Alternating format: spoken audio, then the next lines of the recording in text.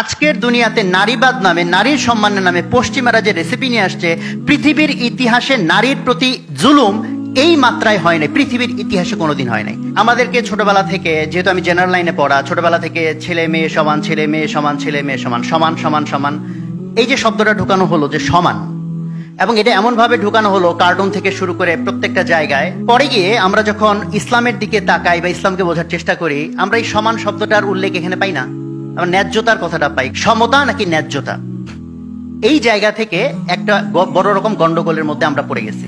যেমন আমি যদি জিজ্ঞেস করি হার্ট আর ব্রেইন এই দুটা কি সমান নাকি কোন একটা ছোট কোন একটা বড়, এই প্রশ্নটাই একটা দুষ্ট প্রশ্ন যে কোনটা বেশি ভালো।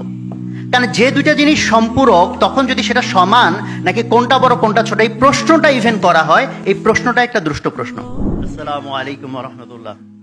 আল্লাহ তাআলার অসংখ্য শুকরিয়া, যিনি মহান আরশের রব, যার কাছে পূর্ণ আত্মসমর্পণের জন্য আমরা প্রতিজ্ঞাবদ্ধ।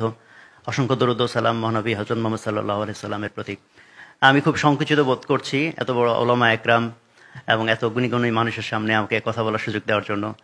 একই সাথে আল্লাহর প্রতি শুকরিয়া এবং সেই সাথে সংকুচিত বোধ করছি। খুব সংক্ষেপে আমি দু একটা কথা পেশ করতে চাই ইনশাল্লাহ। আজকে আলোচনার ভিতরে আপনারা অলরেডি হয়তো খেয়াল করেছেন, দুইটা বিষয়ে চলে আসছে, বেসিক দুইটা বিষয়। একটা হচ্ছে আমাদের আত্মসমালোচনার জায়গাটা, যে আমাদের মুসলমান হিসেবে নারীর অধিকারের প্রতি আমাদের যে সচেতনতা, দায়িত্ব পালন করার কথা ছিল, সেখানে আমাদের গাফলতির একটা বিষয় উঠে আসছে। দ্বিতীয় আরেকটা উঠে আসছে যে পশ্চিমা যে আক্রমণ, যে আমাদের নারীবাদী যে কনসেপ্ট নতুন করে ধারণা তৈরি করা হচ্ছে নারীর অধিকার সম্মানের বিষয়ে, সারা পৃথিবীতে যে নতুন সংজ্ঞা নির্ধারণ করা হয়েছে সেই বিষয়ে।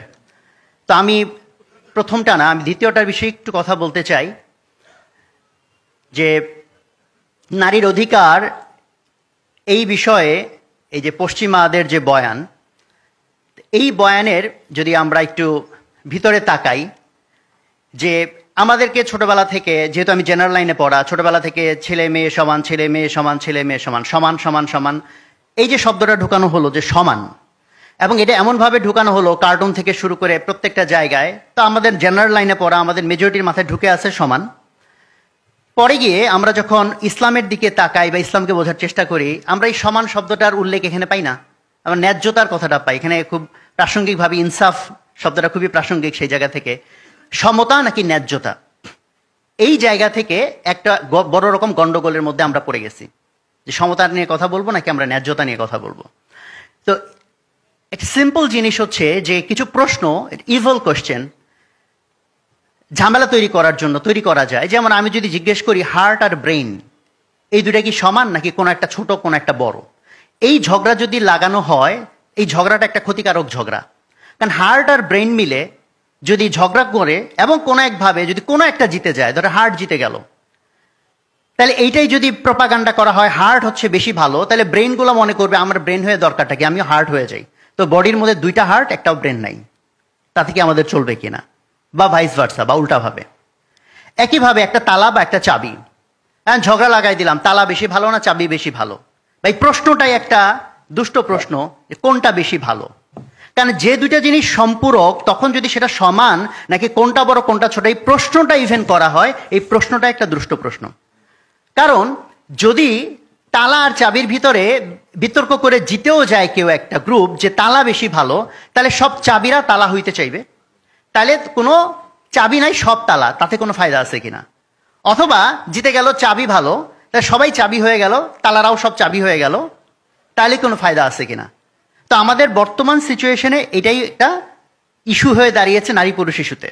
নারী বেশি ভালো না নারী পুরুষ বেশি ভালো নাকি সমান, এই প্রশ্নটাই একটা সমস্যাপূর্ণ প্রশ্ন। বিকজ আল্লাহ তাআলা নারী আর পুরুষকে ভিন্ন করে বানাইছেন, সম্পূরক হিসেবে বানাইছেন। এখন এই যে তালারা চাবি হইতে চাইবে নাকি চাবিরা তালা হইতে চাইবে, এইটা কিসের উপর নির্ভর করে? এটা নির্ভর করে বায়াস কিভাবে তৈরি করা হয়, পক্ষপাত কিভাবে তৈরি করা হয়। কারণ প্রত্যেকটা ভালো মন্দ বিচারের আগে তার পেছনে কাজ করে আমাদের, যে তার পেছনে আমাদের জাজমেন্ট করার ক্রাইটেরিয়া কি। তো আমরা যদি ধরা যাক যে তালা আর চাবি নিয়ে বিতর্ক লাগাবো, আমি এটা প্ল্যান করে রাখলাম, এবং আমি তার আগে সমাজের ভিতরে একটা ধারণা তৈরি করলাম, পক্ষপাত তৈরি করলাম, যে যে জিনিস যত বড় সে জিনিস তত ভালো। তো এরকম ধারণা তৈরি করা কঠিন কিছু না। ইনকাম বড় হইলে ভালো, ঘর বড় হইলে ভালো, তাই না, মাঠ বড় হইলে ভালো, এরকম যদি কয়েকটা উদাহরণ দেওয়া হয় এবং তার পেছনে উদাহরণগুলো যদি বারবার বারবার বলা হয়, তাহলে একটা পক্ষপাত তৈরি হবে। এই পক্ষপাত তৈরি করার পর আমি যদি লোকজনকে জিজ্ঞেস করি তালা বেশি ভালো না চাবি বেশি ভালো, তখন তার উত্তর দিবে তালা বেশি ভালো। কেন? তার ভিতরে আমি অলরেডি পক্ষপাত তৈরি করছি, যেটা বড় সেটা হচ্ছে ভালো। তাহলে দেখবে তালা আর চাবির মধ্যে তালা হচ্ছে বড়, এই তালা হচ্ছে ভালো। আবার যদি আমি পক্ষপাতটা তৈরি করি যে যা কিছু ছোট তা হলো ভালো, এরকম উদাহরণ হিসেবে বলা যায় ট্যাবলেট যদি ছোট হয় ভালো, মাইক্রোচিপ ছোট হলে ভালো, মোবাইল ছোট হলে ভালো। এইটাও তৈরি করা সম্ভব, ডিপেন্ড করে আমি মিডিয়া ইউজ করে কোন বায়াসিংটা তৈরি করতেছি। ফলে আমি যদি এই বায়াস তৈরি করি যে ছোট হলে ভালো, তাহলে তালা ভালো না চাবি ভালো, এই বিতর্কের ভিতরে মেজরিটি মানুষ কোন পক্ষে চলে আসবে?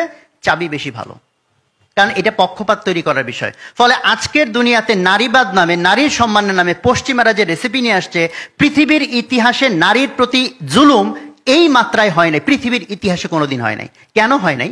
কারণ এখন যখন সারা পৃথিবীতে আমরা ট্রেন্ড দেখতেছি, ঐতিহাসিকভাবে পুরুষরা যেগুলোতে ভালো, অর্থোপার্জন, তারপর আপনি বলেন যুদ্ধ বিগ্রহ, শারীরিক পরিশ্রম, যে কোনো ইন্টেন্স সিচুয়েশন, এটা পুরুষরা ঐতিহাসিকভাবে ভালো। আল্লাহ তাআলা পুরুষকে এইভাবে তৈরি করেছেন। আর যা কিছু সফিস্টিকেটেড, সফট, সাটল, মানে মানবিক বা খুবই পেলব, এই জাতীয় জিনিসে আল্লাহ তাআলা নারীকে ঐতিহাসিকভাবে তাকে সেই সক্ষমতা দিয়েছেন এবং ঐতিহাসিকভাবে নারী সেটাতে ভালো।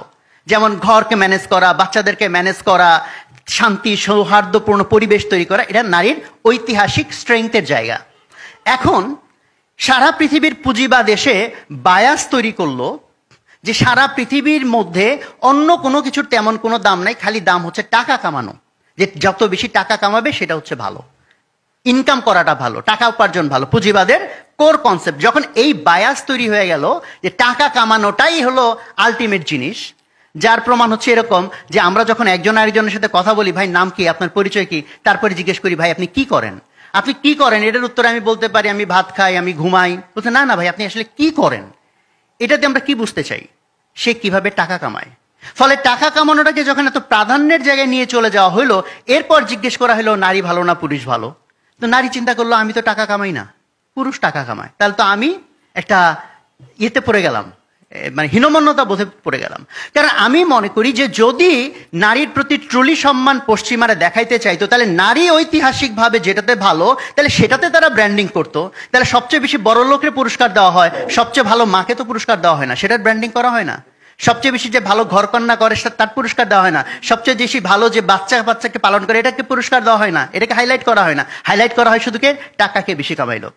কাজে দুইটাই সমাজে দরকার, বাট আমি বায়াস তৈরি করছি কোনটার দিকে? যে টাকাকে কামাই। ফলে এখন নারীর মধ্যে হীনমন্যতা বোধ তৈরি হয়ে যাচ্ছে, আমি তো টাকা কামাই না। ফলে যদি পশ্চিমে বিশ্ব ট্রুলি নারীকে সম্মান করতে চাইতো, তাহলে নারী ঐতিহাসিকভাবে যেগুলোতে ভালো, তাহলে সেটাকে তারা ব্র্যান্ডিং করতো।